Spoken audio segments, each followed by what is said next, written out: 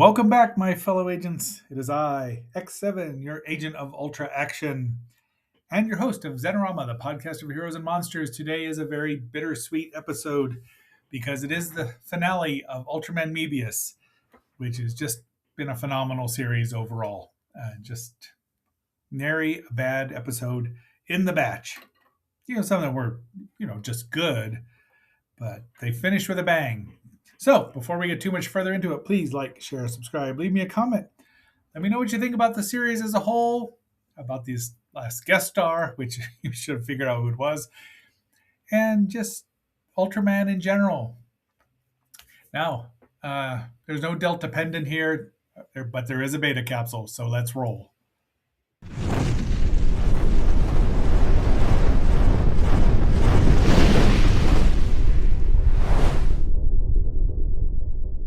We start with this amazing shot of a man looking at possibly a star, but it is obviously the sun for us. And he's got a certain pin on his lapel, so we know who it is. I'm not even going to show you because, spoiler alert, we just saw him.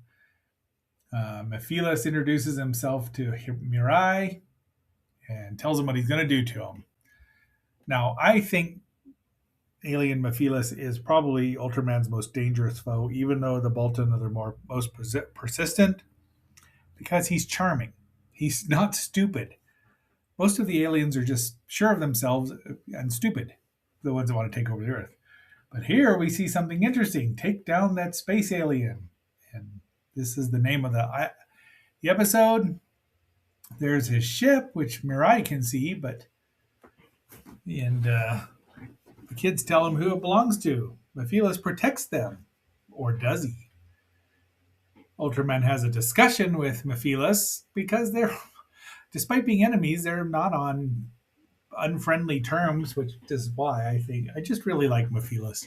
I should see if I can find let's say it's spelled with a, well, anyway, I should find a figure of him. I had one and then I don't. Mebius summons Gromite, who we've seen before. I think that's just the construct, the golem of Ultra Kaiju. Mebius destroys him and pretends like he is a good guy. He tells guys to defeat Ultraman Mebius, and they zap him right in the arm where his Ultra Brace is. But he's just up front. I mean, he is sneaking about here, but he's up front anyway. But Mirai turns human, goes back to his human form, and finds Tepe, of all people. Tepe doesn't believe him, but he knows what's going on. I mean, Mirai reaches him somehow. So there is the bond here with the humans and Mirai, which I just, again, it's such a good cast. Apparently, he's still a member of Guys, which is normal, except for that. But you see all the weird side, so something's going on. So it's spelled with a PH there. There he is, altering but the rest of the crew shows up and they think he's close somewhere, and he is. He's hiding under the desk, as you can see. But he can't handle it. Mirai's a hothead. And they're ready to shoot him. But he shows them the memory display, and they're like, what? And off they go. They get in the gunwinger, but Tepe's still not sure, and Mebius is trying to get him to shoot him in the back of the head, like a upfront sort of person. But they can't figure it out. And then all of their objects or their charms that Mirai gave them start coming back. And now they realize, and he can't figure it out. He protects them. There's the memory. He turns into Fire or Phoenix Mebius. I don't know what the name is. He does it a lot in the next 4 episodes. They're being fooled. And they blow up the ship. And there he is. And there is Hayata. Shin Hayata, or Hayata Shin, if you want to know his full name. Played by the one and only Susumu Kurobe, who played a lot more villains than he did heroes in his career, really. And when you hear the music, it's just amazing. So, Tepe can. That's why I put that in there. There they go. They team up. He just bats it away this time because they're equals.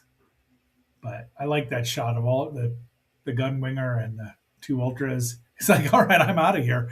Just like the last time. I'll return. But So everyone's happy that he's back and their memories. And of course, the alien emperor just blasts Mephilus into smithereens. And there he is, sort of. All right, the next episode. Guess who has the reporter? And, knowing Marina, she did not say trash.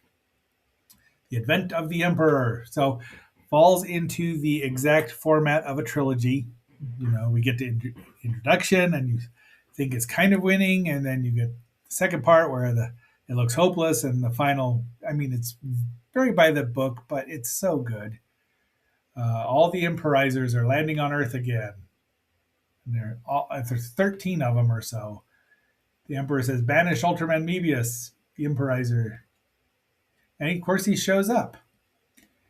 And I like that, even though you can really kind of tell he's hanging on a wire there. And he does the Mebius kick, blows him up, and another one. Actually, two more show up.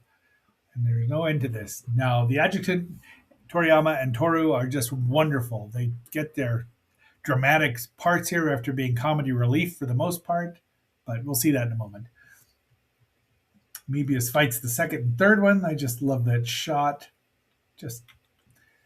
They lift up the meteor band and they blast one, unfortunately, and Mebius uses the Mebius dynamite, and then he's done. And the Emperor says no effort to defeat Mebius, though he's taken out 3 out of 13. And Hirakawa there is on television, and people, the alien, I don't know, the X-Files, the Japanese version of the X-Files show up, and Ryu just says it's true. But he's in there and his blood pressure at 400, he'd be dead. But he's an Ultra. And the adjutant shows up and says, "You can't have him." He's like, "Guys, Japan," but no, the chief inspector, which we all figured out anyway. If you didn't know. Sakamozu, and he's like, he just wanted to be with them. That's why he didn't tell him. So one last thing. And of course, Hikari is there watching the sun as being attacked by the Emperor and turned black. And there it is. They have a montage of these in various places. I'm assuming that's probably Russia. And now they go. He's going on air. And then we have a flashback to what the Supreme Chief Inspector gives him. We'll find out what that is in a moment. Spoiler alert. You should know by now. He goes on and says what's going on. Talks about how Zophie saved him. And don't submit. So again, it's just this. The cast here is perfect. He is perfect as a captain who should be 80 years old, but is younger because of space travel.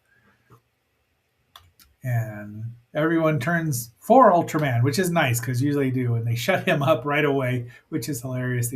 They show faxes and old school emails and phone calls at call centers. It's really well done, and just once again a time capsule of what things were like back then. I understand, so I'm thinking that they just let him go.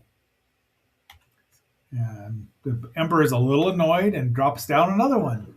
And there they all are in Peking, Beijing there, and Bogota, Washington, D.C., San Francisco. Yeah, you can see.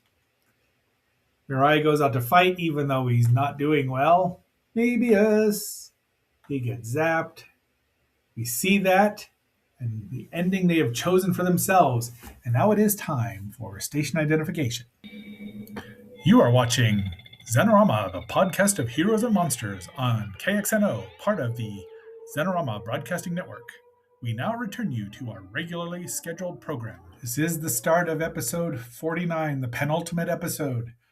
The Imperizer has gone all Death Blossom. That is a Last Starfighter reference on Ultraman Mebius and the planet. He does manage to use the Mebius dynamite again. Everyone cheers, but of course, he doesn't feel good because he's about dead. This little boy thanks him. There's weird sunspots appearing on the sun, and they keep showing up. Now that's probably a joke there. A Denki Neko. It's magnet something, right? And again, Toriyama just steps up as well as Toru does. I mean, it's just wonderful. And so, one of the cool things about this is the character development of all of them. There's Mirai back in the hospital trying to wear it, and their faces are all smudged for like 3 episodes. I'm assuming they shot all of this at once. There's the Imperizer walking, and off they go. GIG. They blow up one. They've got all their gunners there, but unfortunately, they just can't stop these things. Kaboom! Kaboom! They were going to launch the Phoenix Nest, but they can't do it now. Mirai's like, I'll fight too. And guess who shows up? He stops one of them, Zamashar, because he has to be the one to defeat Mebius. And Alien Phanton shows up, and Kako, his little sister, shows up, and it's just, I love the fact that they bring him back to help him out. It's just so nice. I don't know what Phantom does, but you know, he says the language of Ito from episode 2 of Ultraman, and now they're just watching because there's the Emperor. He finally lands, and yeah, he's kind of their version of Sauron. Really, I mean, he's black, and this is very much a trope. You can see it in Magi Ranger, the Sentai series, which was pretty fun, except for their stupid cell phone wands. But he's still mad at Father of Ultra. There's the sun going dark, which would freeze all of the planets almost. I guess they have some residual heat, but it would pretty much freeze everything right away. And he calls him out. Well, that's a great shot. But Zamashar is like, he's like, you're not killing him. Haku tries to help, gets thrown against a wall. Mebius's Ultra Brace disintegrates into a bunch of sparks. And it's just they're alone. Hikari can't do anything. And so off, and that's Rue there, and this is zapping him around. Specium beams. These two get up and try to fight, and he just stops them. We'll talk later. Because they hated each other the first time, right? It's just Zamashar is they just can't do anything. Another lovely shot. More explosions. Kabooms! And they can see him from here. There's a better shot that I didn't get, but Zamashar dies protecting them. Why do that? And he disintegrates into light. I thought the sword would come into play later on. Spoiler alert, it does not. Hikari blasts him again. Mentions Planet Arb. And he has the sword. And he's sliced him. And then he blows up Ryu's ship. Kaboom! And that's where we end episode 49. Dun, dun, dun. The Words from the Heart, final trilogy. So, one of the cool things about Japanese superhero shows is they end. They don't just keep fighting the same villain for 5 or 6 seasons where the villain gets away constantly. I'm looking at you, G.I. Joe, Thundercats. You just name it. Even the ones, they just kept it going because they, needed to. The Legion of Doom and the Super Friends, right? The Legion of Doom in wrestling they ended everyone that they came up against until it was time for them to move on. Suddenly, we find out that Rue is still alive. He's joined forces with Captain Serizawa and Hikari, but to no avail because he doesn't know what he's doing. But dun dun dun, he joins up. They try again. This is the end. Again, just lovely, beautiful setup shots. Can you imagine if this had been done like 5 years later and it was in widescreen for televisions? And then Toru gets his dramatic moment, and he's talking to the Ultra Father, and they're just all. But then we get a montage of the previous Ultras, the 4 siblings, so that the Ultra brothers, Ace, Jack, Seven, and Ultraman. You don't get to see anybody. Leo is there. We saw him, but Taro, I don't know if maybe his actor passed away. That's why he wasn't there. But guess who's shooting at the sunspots? We'll see in a moment. So they decide that they can all fight together. The Ultra Brace reappears. Ultraman King, on Rue. They all join forces. There's Mirai's hand. If you Sally go, and that is I don't even know. That's probably a different. Maybe that is the Phoenix, the reborn Ultraman Mebius. I like him doing a little pose like that, and he just laughs at him. And there we see Astra. Nice of him to show up. Ace and they're the ones, of course, zapping the sun to get the darkness off of it. The standoff. You can hear the good, the bad, and the ugly theme. Meteor band lifted. That's the little insert there. It drops down, amplifies spatium energy. And they start it. Super zap. And then there you got Taro and AT shows up. And he can't figure it out.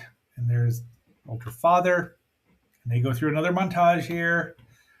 And suddenly we hear another Ultra voice.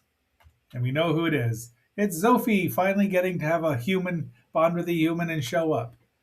He joins. It's nice that he gets to do that because really he's only had a movie and he's always been a guest star, and this makes it just really helps out. And the blue and the different colors, the final battle. They just keep blasting him. He can't believe he's been defeated. There's everybody but Yulian. 80's girlfriend doesn't get to show up here, which is a little, I know that it's busy, but really, could have taken Taro out. The sun's come back. Everyone's happy. The Emperor's gone. Probably not destroyed because you can't destroy evil. It just doesn't happen. And there's everyone. They say goodbye. Now he's truly one of the Ultra Brothers. He's on a new assignment. I don't know if he's training new Ultras, but I have not watched a full Ultra series since this. I've seen a few here and there, but like the Zero movies, but I've never watched another one. And it's not because I didn't want to. There's just so much out there now. And so thank you for everything. There's crying. It says goodbye. He flies off. It's what it has. And then you have a montage over the credits of Marina became a champion racer, and George went back to playing soccer. Tepe became a great doctor. I'm assuming Rue just stayed with guys. Konami went back to teaching. So everyone else was there. So it's just such a great series. It's well cast. Every actor fit their part properly and knew what to do. It's just great. I would buy the Blu-ray of this. Come on, Mill Creek, somebody. And there's the final thing you see. Everybody but Urian. Hikari got in there. And that is it. Again, it's bittersweet. I am going to miss these people. We still have 2 movies, 2 side stories to do with Mebius in that universe. So we're not quite done with them, but I'm going to miss these characters when we start our new series next week. Ladies and gentlemen, before your very eyes, the Quaker Oats Company will now introduce 2 new cereals. I'm Crisp, the Crisp new cereal from outer space. The biggest selling cereal from Saturn to Alpha Centauri. Crisp is sugary sweet and vitamin charged to give you crazy energy. What's new with you? All right, my fellow agents. I'm not 100% sure what we're doing tomorrow. I know it's 7-Song Friday, Music Friday. It might just be Fantastic Friday or something like that. There might be a clue here, as you can see. Oh, I forgot to turn the music on. But I hope you've enjoyed Ultraman Mebius as much as I, to quote Baylock, or at least paraphrasing. And until our next assignment, this is X7 signing off and phasing out. And have yourselves a belt of Tranya. I hope you do enjoy that as much as I do. And Baylock does. Be seeing you. Texas Rangers, rode in the sun, 6 men of justice rode into an ambush and death for all but one. One lone survivor